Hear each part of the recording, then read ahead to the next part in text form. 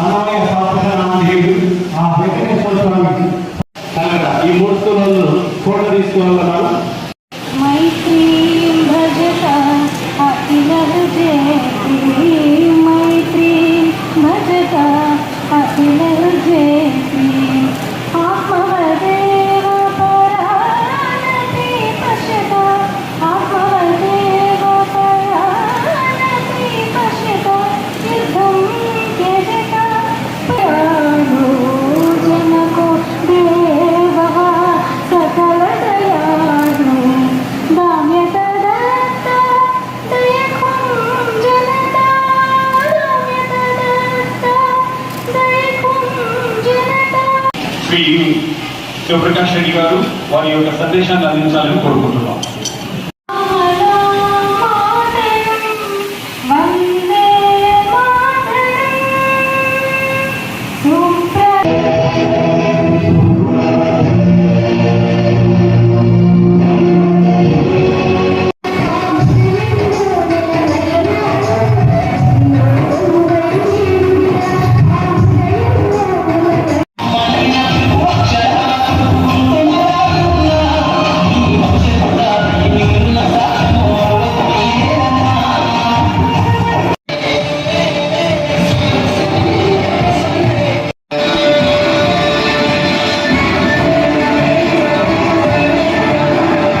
మాతరం. మరియు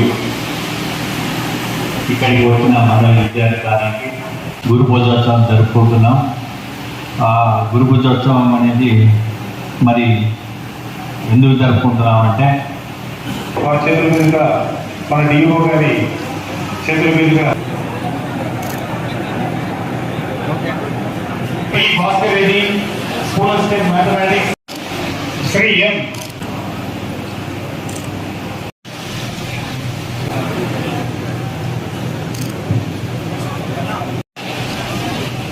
శ్రీ కేపీ వారి యొక్క కోరిక మేరకు మన జిల్లా కలెక్టర్ గారితో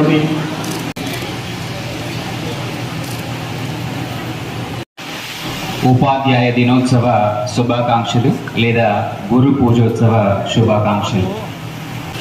మన సమాజం పురాతన కాలం నుంచి కూడా గురువు యొక్క ప్రాముఖ్యతను, విద్య పూర్తయిన తర్వాత గురువుని సత్కరించేటువంటి చక్కని సంస్కారం కలిగినటువంటి సమాజం.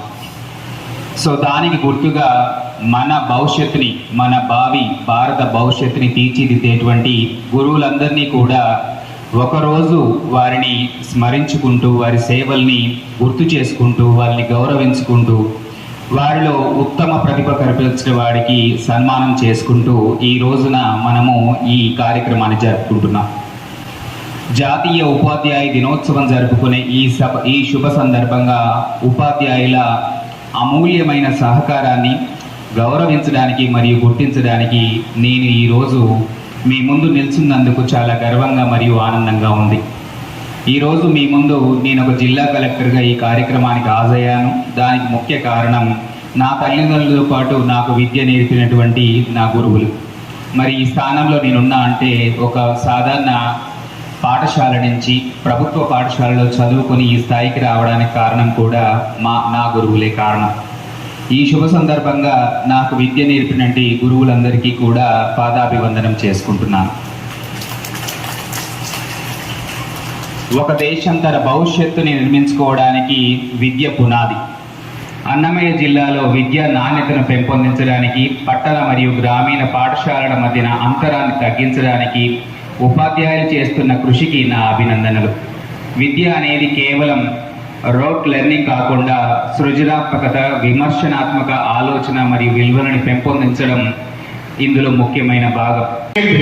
ఎందుకంటే గురువులను గౌరవించాలా, మీపై బాధ్యత పెంచాలా. ఎందుకంటే ఒక సన్మానం ఎవరైతే తీసుకున్నారో వారి బాధ్యత పెరుగుతుంది. ఎందుకంటే వేరే ఉపాధ్యాయులు కూడా మిమ్మల్ని ఆలోచనగా తీసుకొని మనం కూడా సన్మానం చేయించుకోవాలనే ఆలోచన కలుగుతుంది. ఇవాళ ఆలోచన చేయండి. సర్వేపల్లి రాధాకృష్ణన్ గారు ఆయన ఉపాధ్యాయ ఉద్యోగించి ఈ దేశాలలో అత్యున్నతమైన పదవిని అధిరోహించిన గొప్ప మేధావి రాజనీతిజ్ఞుడు. ఎందుకంటే ఆయన తొలుత ఈ దేశానికి ఈ దేశానికి రాష్ట్రపతిగా ఆయన ఎంపిక కావడం జరిగింది. నిజంగా ఒక ఆలోచన చేయండి. ఒక ఉపాధ్యాయ వృత్తి నుంచి ఇంతమంది మహనీయులు ఈ రోజు దేశ రాష్ట్రపతులుగా అధిరోహించిన దేశం ఇది భారతదేశం. అదేవిధంగా అబ్దుల్ కలాం గారు చూడండి. అబ్దుల్ కలాం గారు కూడా ఆయన ఉపాధ్యాయ వృత్తి నుంచే ఆయన ఈ దేశానికి ఒక రాష్ట్రపతిగా ఆయన కావడం జరిగింది. కానీ ఇలాంటి ఎంతో మంది మహనీయులు ఈ రోజు ఉపాధ్యాయ వృత్తి నుంచే వెళ్ళిన వ్యక్తులు. ఎందుకంటే ఈ దేశానికి భావి భారత పౌరులను తీర్చిదిద్దేది ఉపాధ్యాయ వర్గాలే. ఎందుకంటే ఈ దేశానికి రేపటి ఆ పౌరులే ఈ దేశానికి దిశ దశ మార్గదర్శకులు. ఈ దేశ భవిష్యత్తు ఆ యువతపై ఆధారపడి ఉంటుంది.